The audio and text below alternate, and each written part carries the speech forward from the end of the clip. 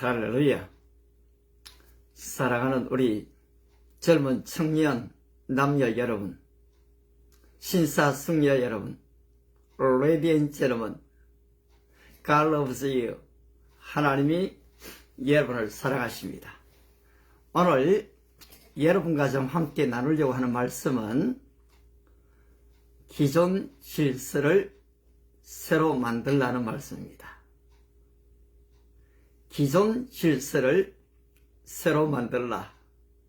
과연 내가 그렇게 할 수 있을까? 적지 않은 나 자신으로부터의 의문이 있는 게 사실입니다.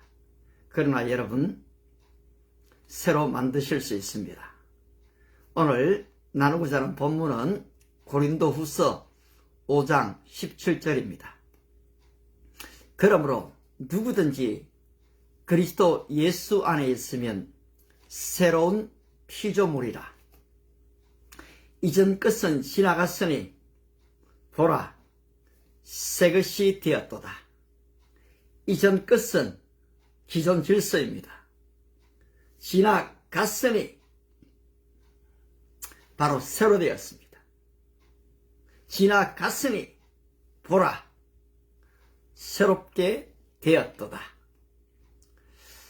여러분, 이 차를 몰고 가다 보면은 이 고속도로에 톨게이트가 지나가고 그 다음에 우리가 목적지를 빠져나갈 때에 옛날에는 이 푸른색 그리고 또 이 빨간색, 분홍색 이런 선이 없었습니다. 초보인 경우에는 어디로 나가야 될지 망설일 경우가 많죠. 그리고 때로는 좀 사고가 났었습니다. 그런데 도로의 규정상 원래 선을 끊지 못하게 되어 있더라고요. 그런데 이것을 제한하고 바꾸었습니다. 오늘날 바로 이 푸른색, 분홍색 그 선으로 말미암아 쟤부터도 얼마나 편안하게 길을 잘 찾아가는지 모릅니다. 이 기존 질서에는 이 좋았던 전통이 있는가 하면은 사실은 아주 불편하고 사람을 얽어매는 그런 질서가 참 많았습니다. 따라서 이 68혁명, 프랑스의 68혁명은 금지된 모든 것을 금지하라는 이 엄청난 이 데모로 번져갔지요. 우리나라의 유신체제도 마찬가지였습니다. 바로 이 기존 질서에 대한 도전이었습니다. 그런데 부정적으로는 여러분, 성해체를 위한 도전을 합니다. 가정해체를 위한 도전을 합니다. 그런데 그 결과가 어떨까요? 여러분, 정말로 젠더들은 행복할까요? 여러분, 그렇지 않습니다. 그런데 오늘 우리가 얘기하는 것은 잘못된 기존 질서를 재편하라, 새로 만들라는 것입니다. 바로 이러한 질서 제도뿐 아니라 내가 그것을 바꿀 수 없다면 나는 나 자신을 바꿀 수가 있습니다. 그런데 오늘 이 유대인 사회에 전혀 생각하지 못했던 한 젊은이가 등장했습니다. 그가 말하기를 옛날의 사람들은 이렇게 생각했다. 살인하지 말라 그렇게 말했다. 근데 나는 너희에게 말한다. 사람을 보고 그 마음에 이 분노를 품는다면은 이미 그 사람을 살인한 것이다. 모세 율법에 간음하지 말라고 했다. 그런데 나는 너희에게 이른다. 너희 마음속에 아름다운 여인을 보고 이미 선을 넘었다면은 그것이 이미 간음한 것이다. 행위가 아닌 이 마음의 이 동기를 말해버리고 있는 것입니다. 이럴 때에 사람들에게 혼돈이 왔습니다. 그들은 이 모세의 율법의 가치를 최고의 이 가치로 경전으로 여겼습니다. 그런데 지금 30세에 한 청년이 등장해서 이 기존 질서를 부수고 있는 것입니다. 여러분 지금 그것만 그렇습니까? 성전을 바라보고 예루살렘 성전 얼마나 아름답게 지어졌습니까? 그런데 그것을 바라보고서는 이 성전을 헐어버려라. 내가 3일 만에 다시 세우겠다. 유대인들이 묻죠. 아니 어떻게 40년 동안에 지은 이 성전을 너가 헐고 사흘 만에 짓겠다는 거냐? 여러분 이게 상식이 완전히 벗어납니다. 그런데 이 예수의 젊은 청년은 그렇게 말했습니다.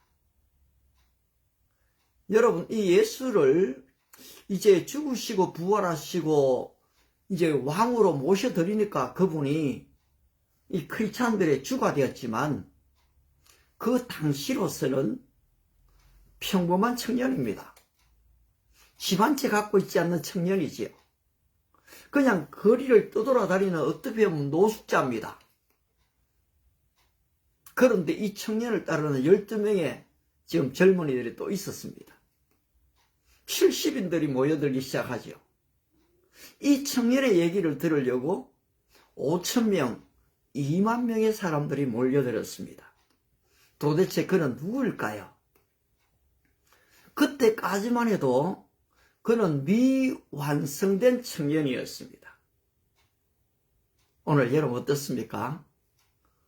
아마 완성된 사람이 아니죠.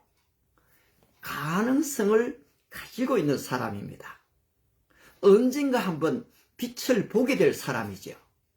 언젠가는 가수도 되고 또 배우도 되고 아니면 스포츠 스타도 되고 아니면은 정치계에 나가서 큰 인물이 될 가능성을 가진 여러분들일 수 있습니다. 그런데 당시 예수라는 이 젊은 청년이 분명히 믿는 사람에게는 주는 그리스도시요 살아계신 하나님의 아들이 되었지만은 당시로서는 미완성의 육신을 가지고 있는 바로 어머니가 마리아가 있고 아버지가 요셉이 있는 그의 형제들이 있는 평범한 이 가정의 사람이었습니다. 그런데 그가 와서 외치는 메시지가 사람의 심령을 울려버립니다. 그는 가지고 있던 기존 질서의 제도를 다 무너뜨려 버립니다. 이 사고의 가치를 다 바꾸어 버립니다. 여러분 세계 역사의 질서를 바꾸어 버렸습니다. BC와 AD를 나누는 사람입니다. 어떻게 그렇게 됐습니까? 그렇습니다, 여러분. 사람들은 이 원수를 사랑할 수가 없습니다. 그런데 그는 내 원수를 사랑하라고 말을 합니다. 사람들은 내 어머니, 내 아버지, 우리 가족 중심의 삶을 삽니다. 그런데 그는 말하기를 하늘에 계신 내 아버지의 뜻대로 행하는 자마다 모든 사람이 내 형제요 자매요 모친이라. 여러분 이 지금 가족의 이 확대를 가져왔습니다.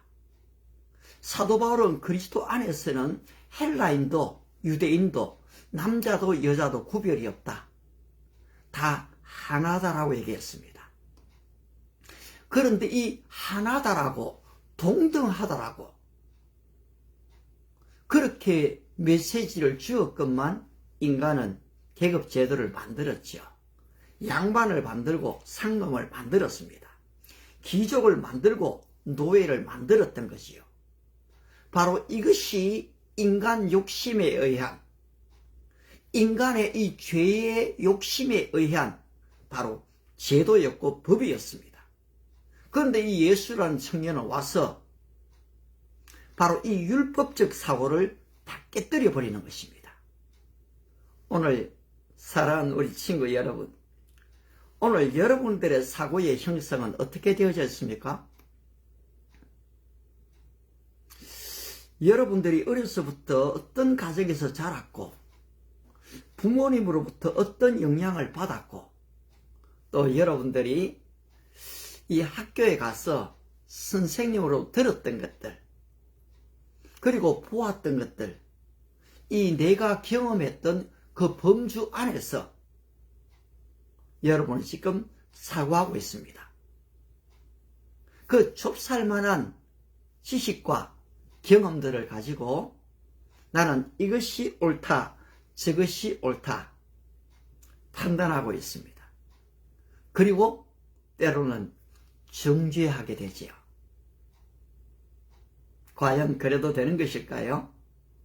따라서 우리는 오늘 바로 이 기존 질서가 어디에서 왔고 왜 존재하며 나는 이 기존 질서에 대한 어떤 분별력과 판단력을 가지고 있는가?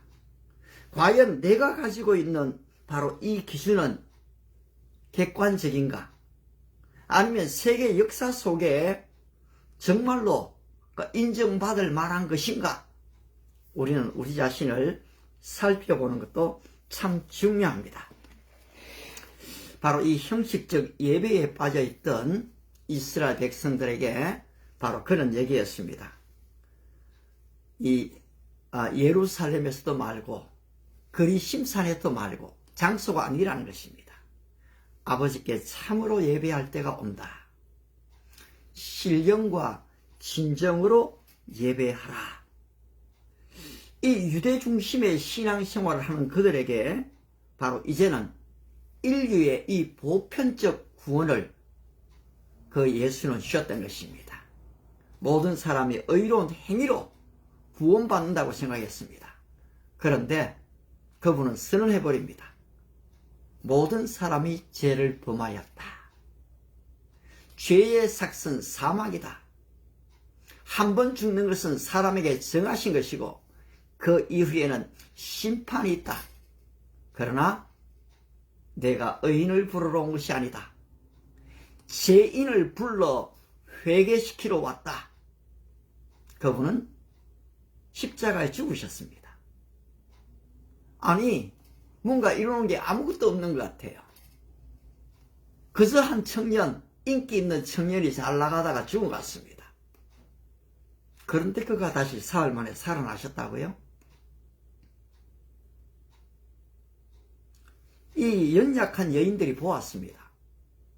바로 이 베드로와 요한이 달려가서 보았습니다. 빈 무덤이었습니다.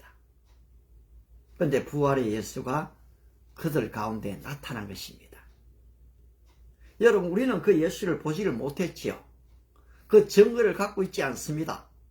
근데 오늘날 여러분들이 믿고 있는 수많은 이 철학들, 경제 원리들, 그리고 여러분들이 옳다고 여기는 그 가치 기준들, 사실은 여러분 그 학자들도 본 적이 없고 직접 들은 적도 없습니다. 그러나 그들의 책을 통해서 알죠. 그들의 말을 통해서 압니다. 그렇다면 여러분, 그가 말했던 성경을 읽어봐야 되지 않겠습니까? 그의 목격자들의 얘기를 들어봐야 하지 않겠습니까? 정말로 그가 이 유대 사회와 세계 질서를 바꾸었는가? 로마의 이 가이사에게 영향을 줄 만한 그런 말을 했던가?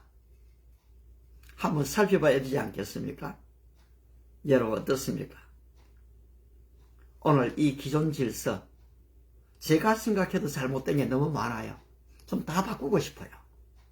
그런데 저에게 바꿀 만한 좀 능력이 없습니다. 그러나 어떻습니까? 나는 나 자신을 바꿀 수가 있습니다. 나의 생각도, 나의 지금 말도, 나의 행동도 나는 바꿀 수가 있습니다. 허리 사이즈가 28, 30에서 34로 가더라고요. 건강검진을 갔더니까 보니까 지난해보다 4.5cm가 늘었습니다. 충격을 받았습니다. 그리고서 결단을 했습니다. 하나님, 이렇게 가다가는 안 되겠습니다. 당뇨도 위험 수치에 왔습니다. 그래서 기도하고 저녁을 좀 먹지 않았습니다. 2달만 그랬네요. 그런데 34인치가 지금 30으로 줄었습니다. 70.8에 8kg의 몸무게가 지금 65.4kg로 얼마나 가벼운지 모르겠어요. 그런즉 누구든지 그리스도 안에 있으면 새로운 피조물이라. 이전 것은 지나갔으니 여러분 자신을 여러분 스스로 규정하지 마십시오. 나는 할 수 없다. 나는 실패자야. 우리 가족에는 백그라운드가 없어. 무슨 개천에서 용이 난단 말인가? 천만의 얘기입니다. 여러분 기존 질서를 깨뜨려 버리십시오. 오늘 이 틱톡에 좋아요를 눌러주는 여러분 너무 고맙습니다. 근데 사실 이 틱톡은 30초, 1분, 3분 이내에 이 내용을 보지 않으면 다 지나가는 영상들입니다. 근데 지금 15분의 설교를 여러분이 듣고 있는 것입니다. 한번 기존 질서를 깨뜨려 버릴 수 있을까요? 좋아요가 얼마나 나올지 모르겠어요. 그러나 정말로 이것이 진리의 생명의 말씀이라면 나는 여러분을 변화시킬 것을 믿습니다. 왜냐하니까 나를 변화시켰으니까요. 그리스도 예수 안에 있으면 이전 것은 지나갑니다.